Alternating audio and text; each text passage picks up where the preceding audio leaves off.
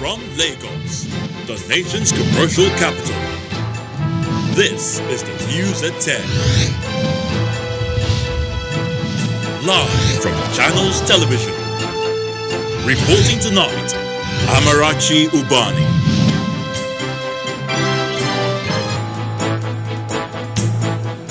Tonight, less than 48 hours after declaring a nationwide strike, Union of National Identity Management Commission suspends action after assurances from the government that their demands would be addressed. Lagos State Government battles second wave of COVID-19 as Governor Sanwo-Olu commissions 20-bed space-ready armored shield isolation center. National Universities Commission orders schools to reopen on January 18th in line with the federal government's directive. And President Donald Trump, to break inauguration tradition, says he will not attend Biden's swearing-in ceremony. Plus business, sports, and later international news from our London studios. On business news tonight, economic advisory firm Financial Derivatives Company forecasts Nigeria's December inflation rate to hit 15.4% ahead of official report from the National Bureau of Statistics. On sports news, Aba Elephants Eimba Football Club to either face compatriots Rivers United or South Africa's Bloemfontein Celtic in the final round of the qualifiers for the CAF Confederation Cup. And from Abuja, a day after over 100 kidnapped victims were rescued in Katsina State, another batch of abductees, mostly women and children, regained their freedom.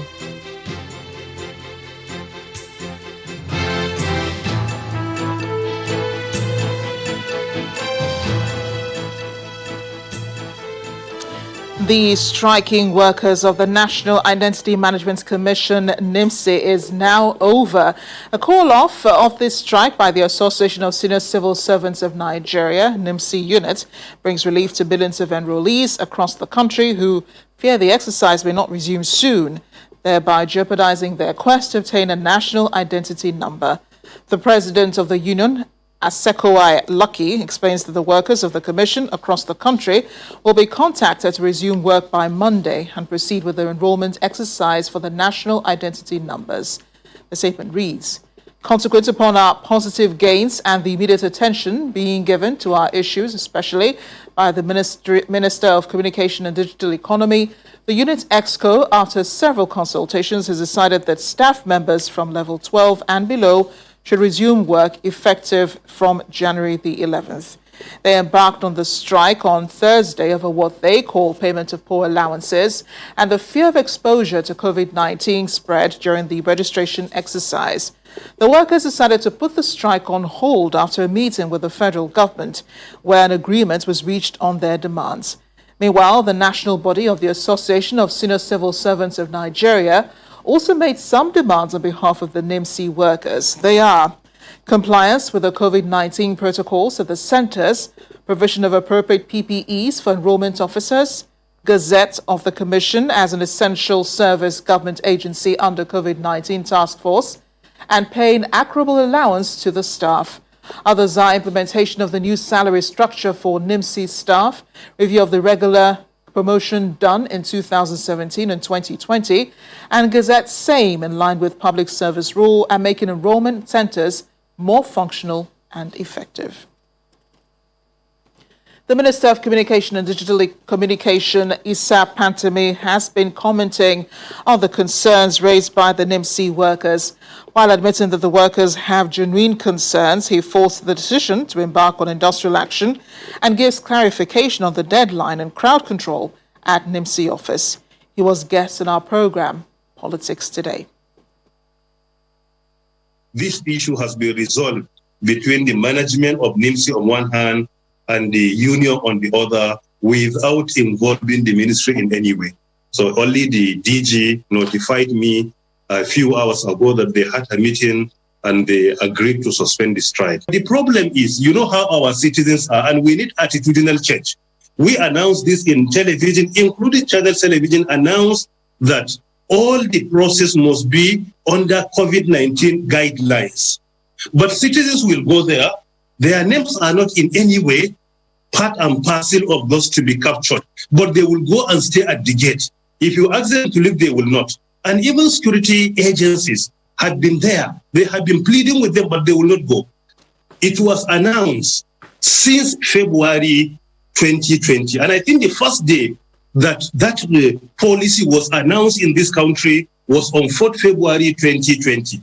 And it was transmitted to the Nigerian Communications Commission and NIMC then. However, at that time, NIMC was not under our supervision. So it was announced that each and every citizen who owns a SIM card, from that time, February 2020 to December 2020, he should ensure that he obtains his national identity number and submit same to the mobile network operators.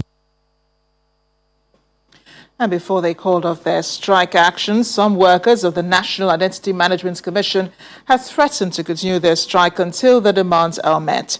Earlier today, security agents took over the premises of the office in Abuja, while the usual crowd of enrollees disappeared.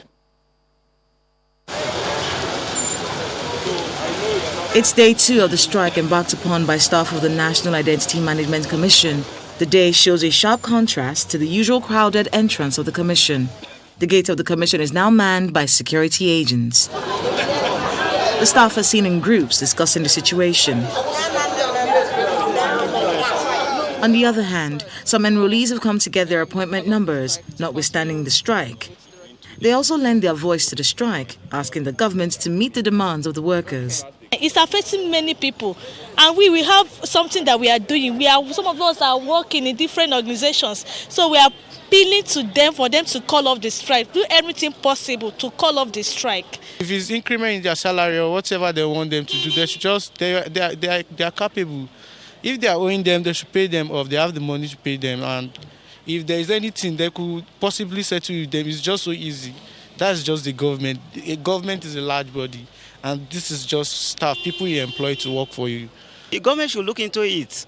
You understand? It's not easy for a family man wake up in the morning and go to office, and at the end of the month you don't have anything to give your children. You know, it's unfair. The union says there is no going back, but express optimism that the government would meet their demands. We're meant to have called this last year, but we decided to listen to them because they told us our allowances and an improved salary structure will be included in the budget of this year. The budget, we had the opportunity of seeing the budget last week, and it wasn't included. That's why we've embarked on this action. But for the deadline and the importance of the NIN, the SIM and NIN linking, I believe the government fixed the deadline, and I believe they'll be able to find a way around it. But we are willing to do the work. We are capable of doing the work. We've been able to enroll about 42 to 45 million people within a period of how long? 6-7 years. So certainly we can actually enroll more if they can provide us with our allowances and a better salary structure. The NIN registration is obviously on hold as a result of the strike. Many expect the government to meet the demands of the striking workers as soon as possible in order to complete the national identity number registration before the deadline.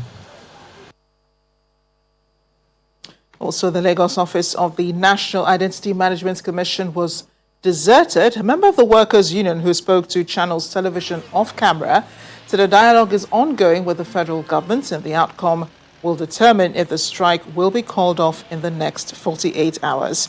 Members of NIMC staff decided to suspend their services to press home their demands for better working conditions, including increased pay and protective gear against COVID-19. We're now being joined on the news at 10 by the former Director General of the Bureau of Public Service Reforms, Dr. Joe Abba, to discuss this further. Dr. Abba, thank you for joining us on the news at 10. Thank you. Good evening. Good evening. And what is your assessment of the registration process so far for the national identity number that's going on in the country at the moment? I think it's important that we have some context before we're able to answer that question fully. And the context is that national identification is crucial for national development. It affects security, it affects planning, it affects the revenue you get. It enables you to identify who is a Nigerian and who is not. So it's vitally important. As of January this year, we have about 180 phone lines. NIMC, 180 million phone lines. NIMC has only been able to register about 45 million so far. Now, those 180 phone lines belong to about 120 million Nigerians because quite a number of people have more than one phone line. So you can see that if we're able to link the NIN to the SIM cards of about 120 individuals, that would be a huge jump in the number of identities that we have. Having said that, I think the deadline provided was a bit short. When the 15 days was announced, I think it was about 10 days before Christmas. A number of people had already started traveling. The selection of the private sector providers were only announced after the deadline was given. The mobile application through which you can link your SIM to your NIN was only launched again after the 15-day deadline was given. So I think while the policy is correct, the implementation of it and the planning of it could have been a bit better. We talk about having an implementation problem in Nigeria, but that implementation problem often manifests as a result of inadequate planning. So I think there could have been a very clear plan, not announced 10 days before Christmas, that says, okay, we're going to launch our app on a certain date. We're going to appoint private sector providers. We're going to let people know who they are and where they are. We're going to equip our NIMC staff with the right personal protective equipment, because we are doing this in the middle of a global pandemic. We're going to set in place processes to cater for people whose phones, for instance, have been stolen or have been victims of kidnapping, to enable them retrieve their phone lines. This is the plan we have for those who are physically infirm and cannot go to a NIMC office to register. So all of those things would have been planned and sequenced in a way that the implementation would be seamless.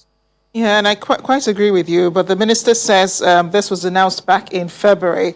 The announcements in February that he is referring to, which many Nigerians do not remember, this happened before announcements of a lockdown because of COVID-19. So almost a year the Communications Commission has had, and NIMC has had even to prepare for this. And yes, a lot of things needed to be looked into, but there have been allegations also of corruption and people paying money now before even gaining access into the NIMC office to register for their national identity number.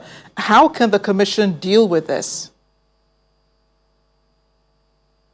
Well, I've heard those allegations, and in any case where there isn't a properly sequenced and planned approach to work, it provides an opportunity for people to create toll gates to obstruct the business of the public. So that is not surprising.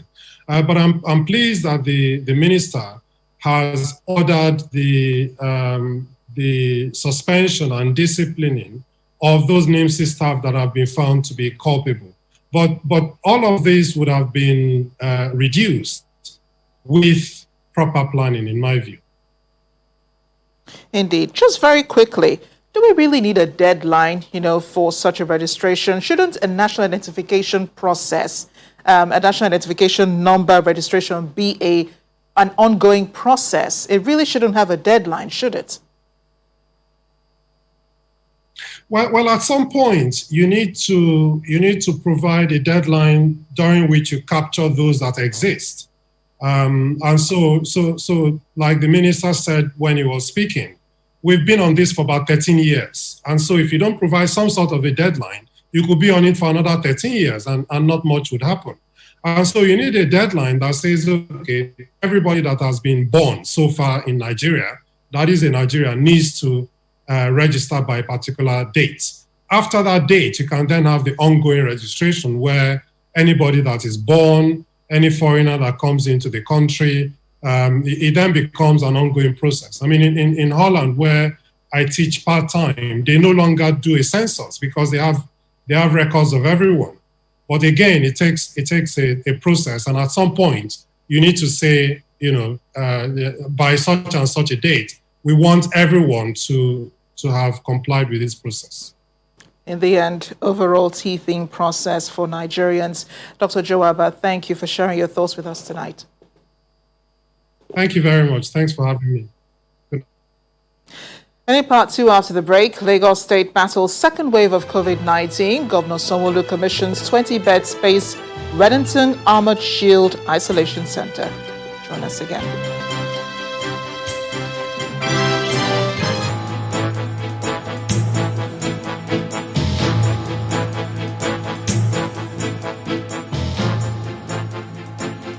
Welcome back. If it has joined us, you're watching the news at 10 live on Channels Television Lagos. A reminder of our top stories. Less than 48 hours after declaring a nationwide strike, Union of National Identity Management Commission suspends action. Lagos government battles second wave of COVID-19 as Governor Sanwo-Olu commissions 20-bed space Reddington Armored Shield Isolation Center. National Universities Commission orders schools to reopen on January 18th in line with the federal government's directive. And President Donald Trump, to break inauguration tradition, says he will not attend Biden's swearing-in ceremony.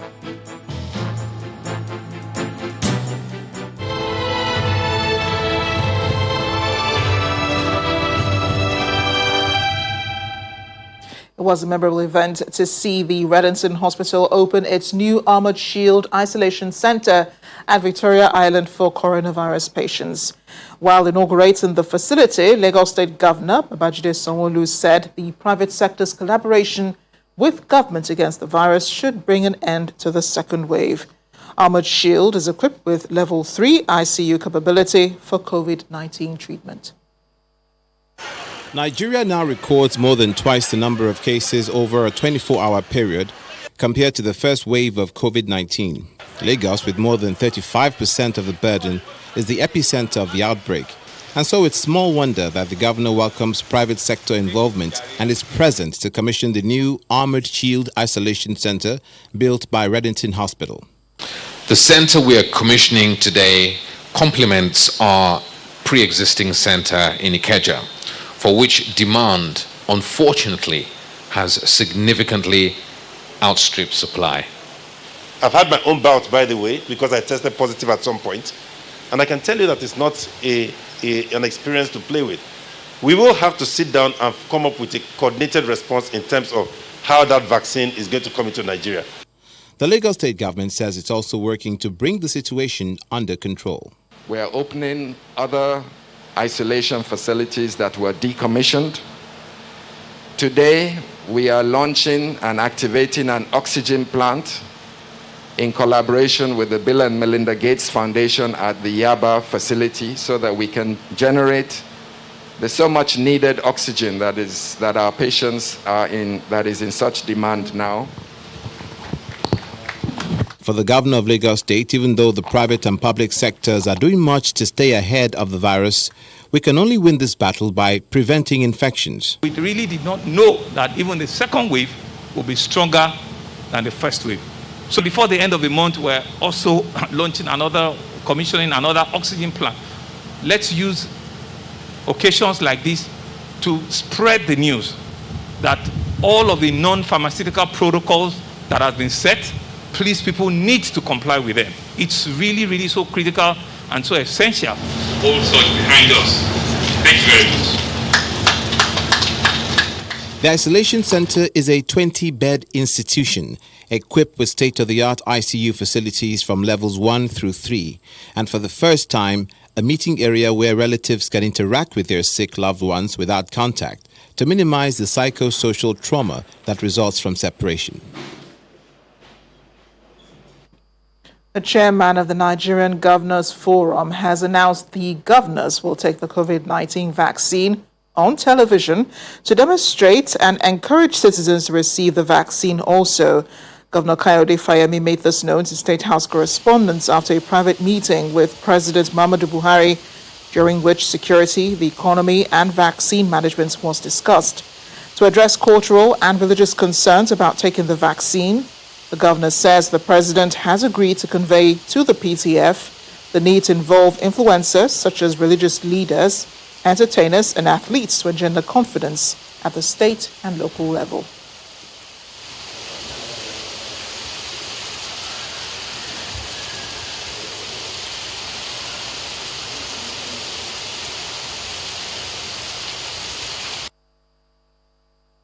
There are cultural, there are religious concerns in various parts, and we at the state level, we are reviewing that with all of our colleagues. But the good thing is Mr. President has also agreed with me that he would convey to the PTF the necessity of using other influencers, maybe the chief imams, the bishops, our top musicians, our sports personalities, because the more of such people are seen taking the vaccine, the more the likelihood of resistance will break down in our various localities. We too would like to demonstrate to our citizens that we believe that vaccines would work. Don't forget, we have a lot of experience of this. Governors Forum managed the polio vaccine administration in the country, and we've garnered a lot of experience. We've worked with the Primary Health Care Development Agency, the Ministry of Health, and we would be happy to work with NCDC, the Primary Health Care Development Agency, the PTF on this as well. So we would take a lead as well in our various states.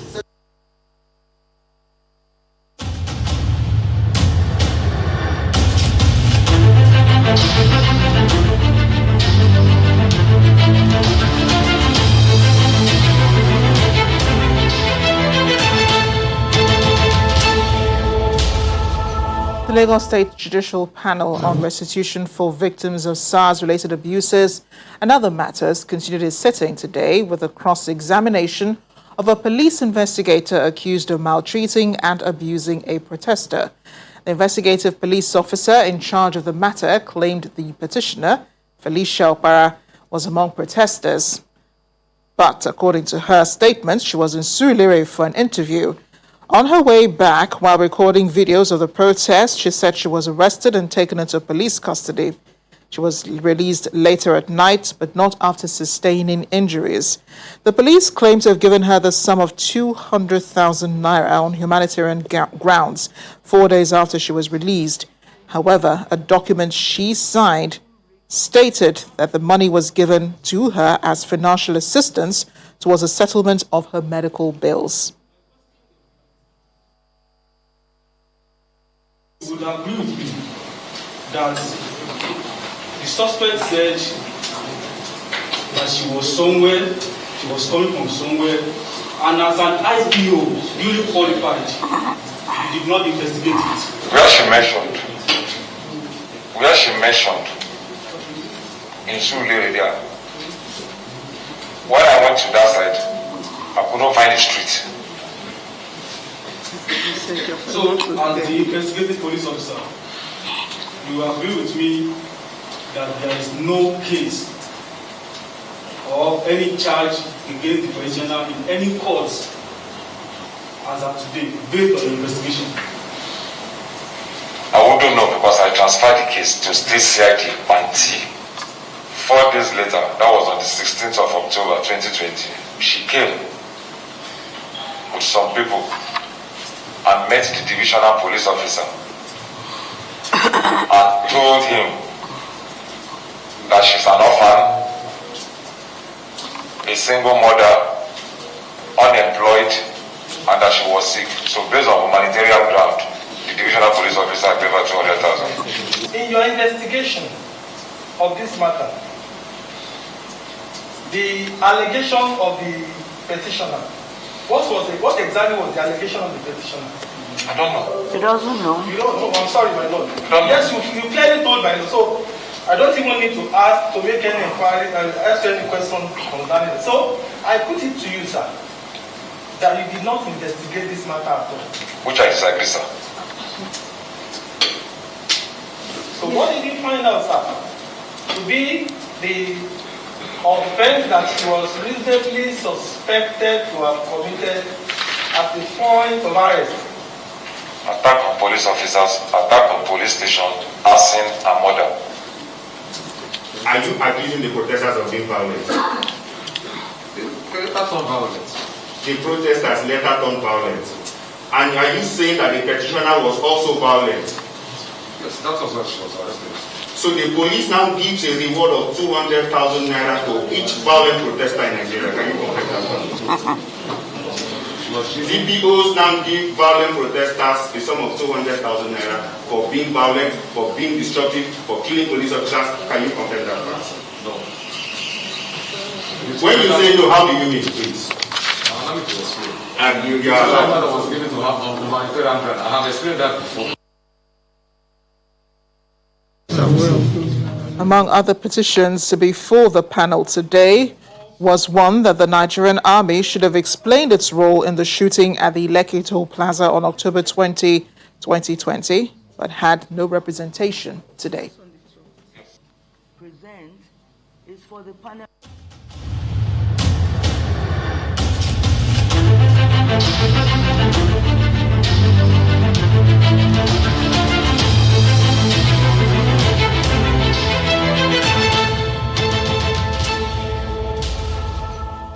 Well, the News at 10 returns the day after 100 kidnapped victims were rescued in Katsina State. Another batch of abductees, mostly women and children, regain their freedom. Join us again.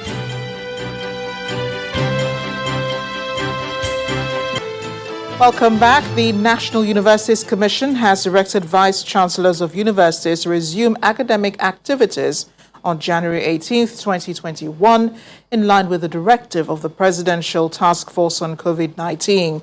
The directive is contained in a statement signed by the Deputy Executive Secretary Administration of the Commission, Mr. Chris Miyaki, on behalf of the Executive Secretary, Professor Abubakar Rashid.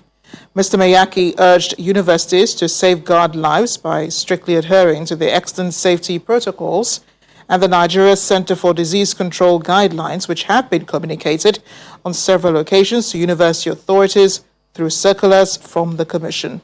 The statement adds that universities on resumption of academic activities must under no circumstance violate the full circle of the semester system, consistent with the benchmark minimum academic standards approved by the NUC, as well as other extant quality assurance standards and guidelines. River State Governor Nyesom Wike today continued with the commissioning of road projects under his urban renewal agenda, with the inauguration of 3 roads in Port Harcourt City, in the Port Harcourt City local government area. The roads situated within the old GRA were commissioned by the Sokoto State Governor, Aminu Tambuwal. Before the commissioning, Governor Tambuwal applauded his River State counterpart for initiating people-oriented projects. Fitted with street lights and marked for better traffic management, Forces Avenue, Olumeni and Harley Streets are the new addition to the urban renewal and regeneration agenda of the Wike administration in River State. Forward we go, backward never.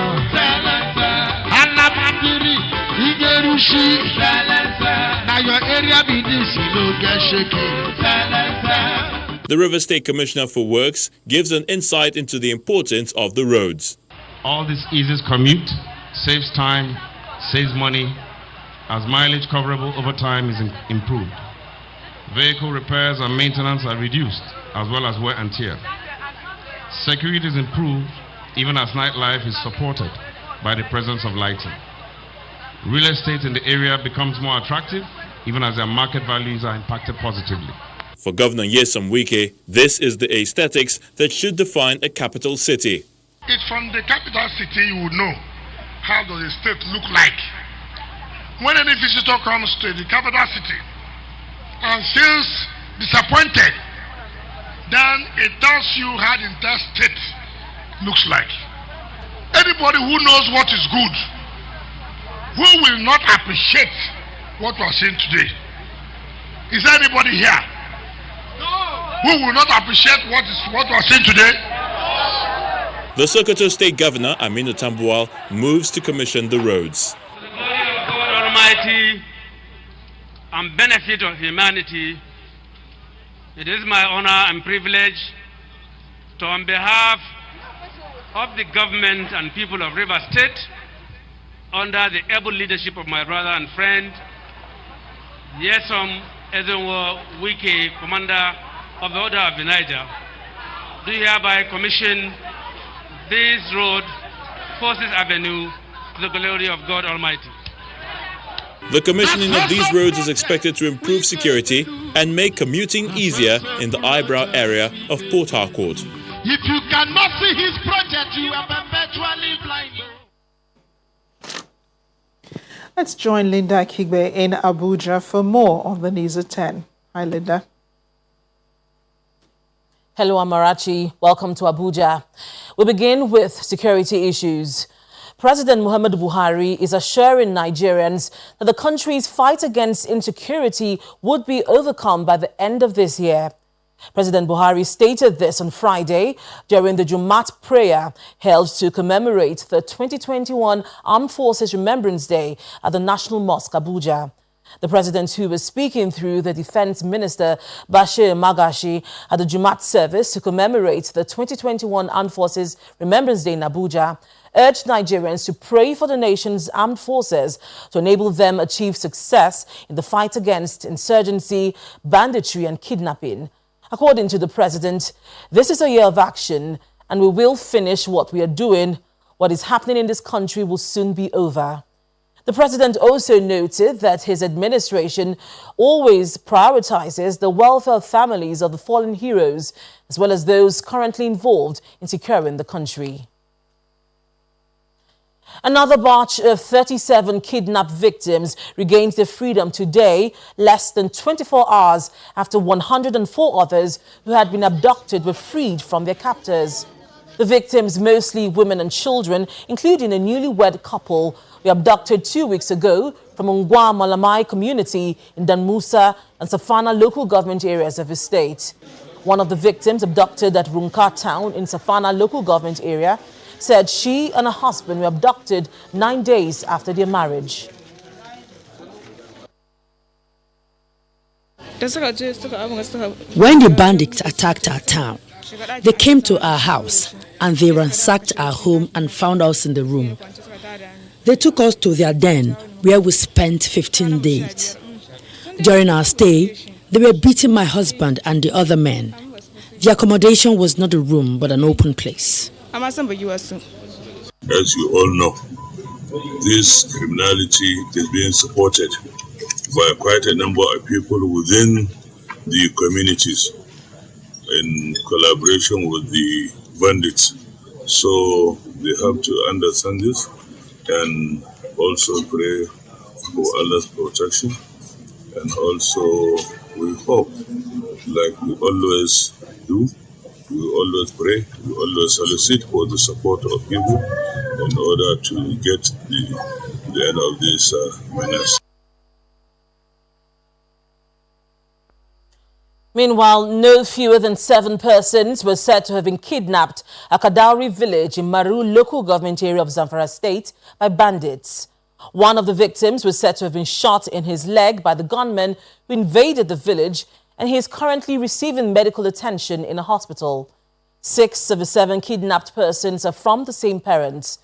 Police authorities say a combined team of security operatives have been deployed to comb the bush to rescue the kidnapped victims unhurt. Staying with security, as part of the efforts to end the activities of Boko Haram insurgents in the northeast, a Chief of Army Staff, Lieutenant General Tuku Buratai, has launched a new operation tagged Tura Yakaibango, a component of Operation Lafi Adoli. The Chief of Army Staff was represented at the launch by the Chief of Training, Major General Nuhu Angbazo, at the 27th Brigade Tactical Headquarters in Bunugari, Yobe State. He disclosed that modern fighting equipment have been acquired with the goal of finally eliminating the terrorists, explaining that the operation, which commenced on January the 3rd, had already recorded some successes.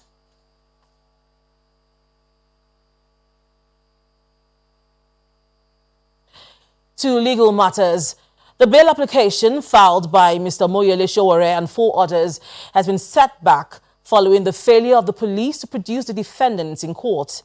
In an interview with journalists at the Chief Magistrate Court in Wuse Zone 2, Abuja, lawyer to the defendants, Mr. Marshal Abubakar, says the police claims to have handed the case file to a Deputy Inspector General of Police for further prosecution, who in turn claimed he acted on instruction of the Attorney General of the Federation. Mr. Sowore and the other defendants are standing trial for alleged criminal conspiracy, unlawful assembly and inciting public disturbance. Chief Magistrate Mabel Shegun Bello was expected to rule on the bail application filed by the defendants.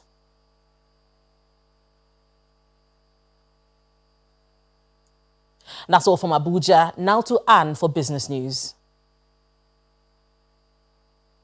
Banking so easy, so simple. Dial *894# now to experience it. You first, First Bank.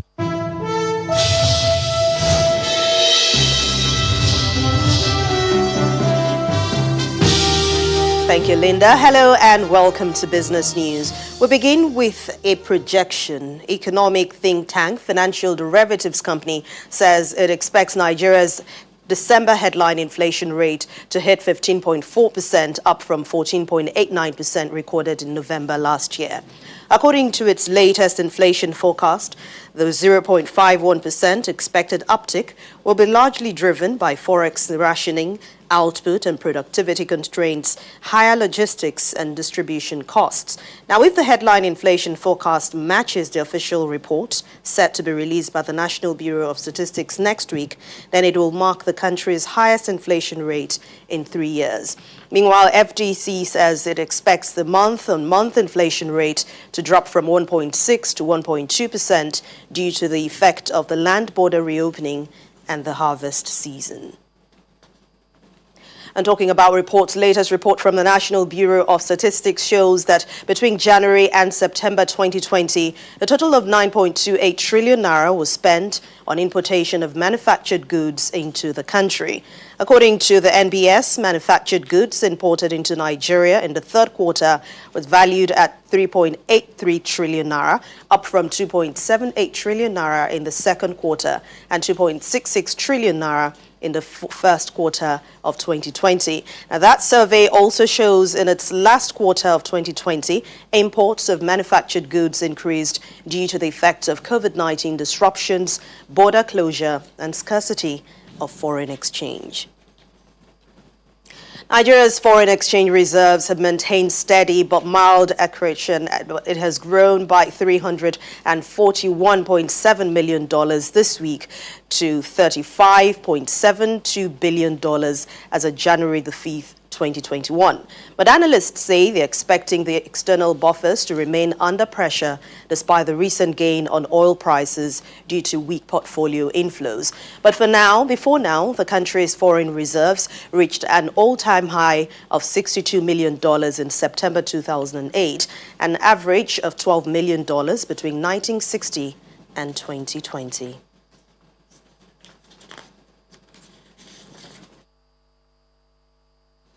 Let's head to the local market now. Despite recording a widely positive performance on the price chart, the stock market has ended today's trading session negative as Dangote Cement shares losses of about 339 billion naira following the completion of its share buyback. Chimezi Obiwagu has the details for us.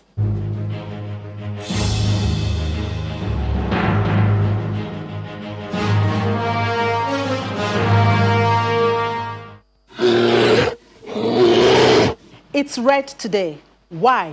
Because of the heavy share price drop by Dangote Cement The cement giant lost as much as 8%, breaking the positive flow which we have seen since the week started, and that pushed the all-share index down by 1.16%.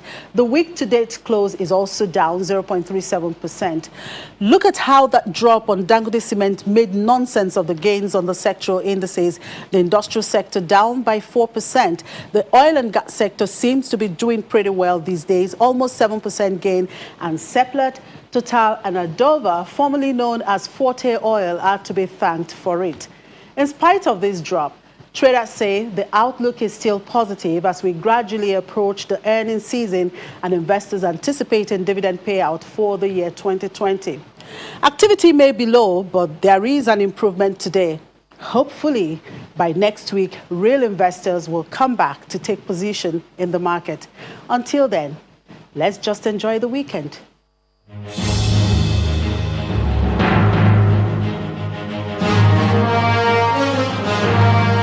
Thank you, Chimezie. We'll see how next week pans out. But for U.S., stocks there closed today's trading session positive, starting the first trading week of the year at record highs. Traders are still weighing the prospects of new fiscal as well as disappointing U.S. jobs data. Let's see how they all ended today.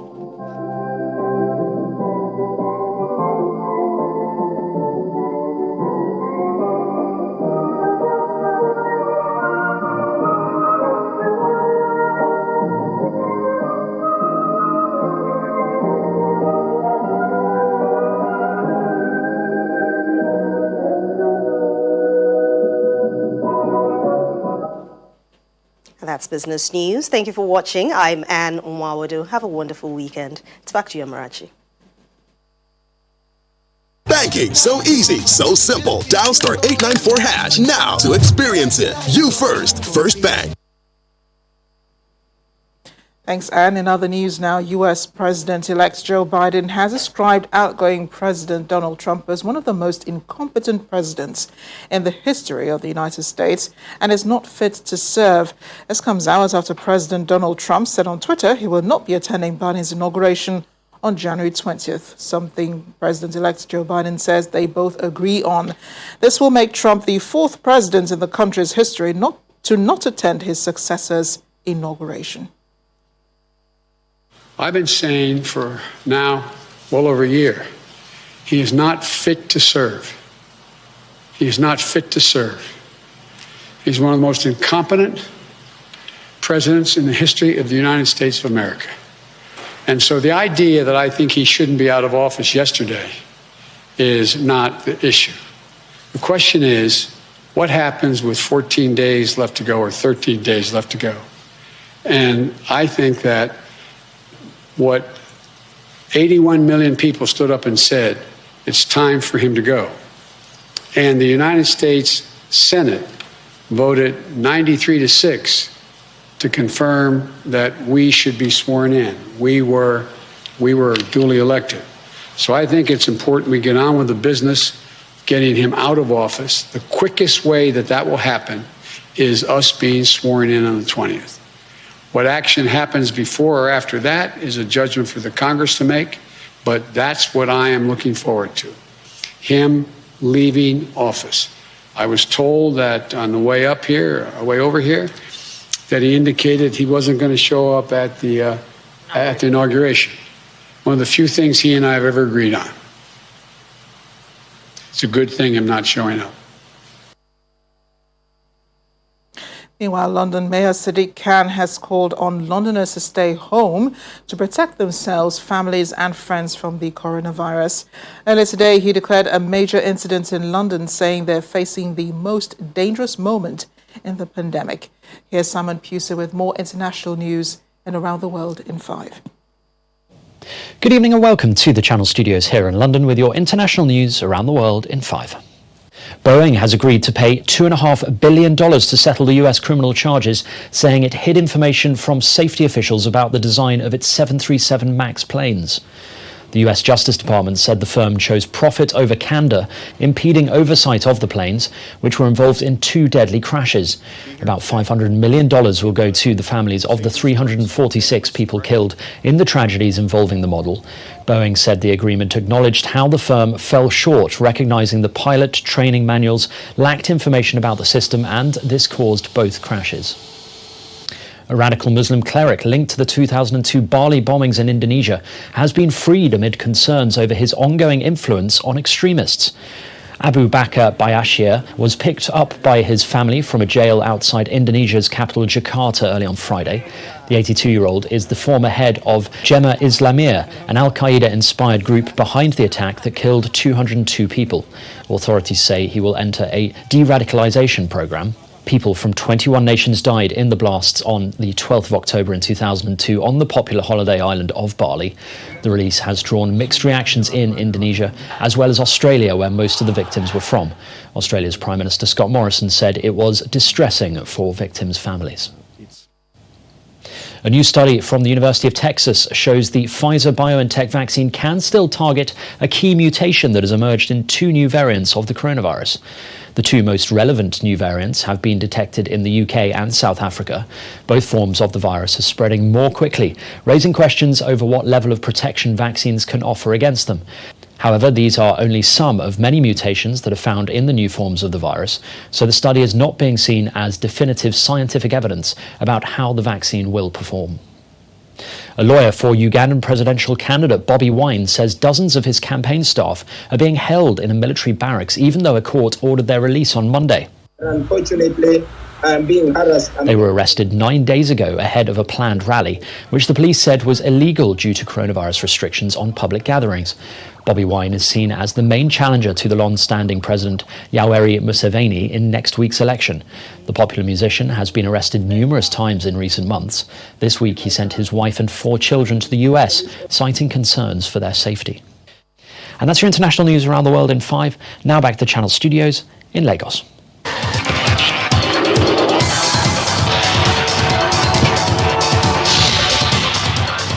Many thanks, Simon. Nigerian national cricket coach Asanka Grozinia has promised to ensure the game gains prominence in the country as he begins preparations for the 2021 season. The Sri Lankan World Cup winner says his target is to excel at the African Cricket T20 Cup and the ICC World Cup qualifiers while building a solid team. The 54-year-old has begun close camping for the top 36 players in the country in Abuja. Plans are we're just finalizing all the plans that is needed, and just waiting to see some confirmation on the tournaments that's going to happen, which is the Under-17 national tournament, the national festival, and then the Africa Cup in March. So that's the initial part of my focus. So as soon as we know some other dates, we'll start. Players will start preparation, but at this stage, players have been given fitness programs, and I'm in touch with all the players weekly to see how they're going. So I can see they're very enthusiastic and focusing and driving that fitness program. So when we meet the next time, it'll be more on skill. Ayimba Football Club have been drawn to face Rivers United or Bloemfontein Celtic in the final qualifying round of the CAF Confederation Cup. The 2-time African champions will host the first leg on February the 14th, with the second leg in either Bloemfontein or Port Harcourt on February the 21st. The return leg of the game between Rivers and Bloemfontein, which was scheduled to be played on January the 6th, was postponed after the South African team were denied entry into Nigeria over COVID-19 restrictions. The Confederation of African Football has already referred the case to its appropriate body for investigation. In England, Liverpool FC reached the FA Cup 4th round with a comfortable 4-1 victory over a COVID-affected Aston Villa. However, it took until the second half for the Reds to get on top of a side made up of academy players with no first-team experience. Wolverhampton Wanderers also reached the FA Cup 4th round with a narrow 1-0 victory over a much-changed Crystal Palace side. Adama Traore's scorching left-foot effort proved decisive for the hosts, who were worthy winners in the end. A former FIFA president, Sepp Blatter, is reportedly in stable condition after being admitted to a Swiss hospital. The 84-year-old is reportedly not in a life-threatening condition, with his daughter Corinne insisting the former head of football's world governing body is showing signs of improvement every day. It's not the first time Mr. Blatter has been hospitalized, with the Swiss suffering health problems in November 2015 and July 2016. Last month, FIFA issued a complaint of criminal mismanagement against its former president relating to his involvement and other former officials at the world governing body in the FIFA Museum project in the Swiss city. Mr. Blatter vehemently denies any wrongdoing. And that sports news is back to you, Marachi.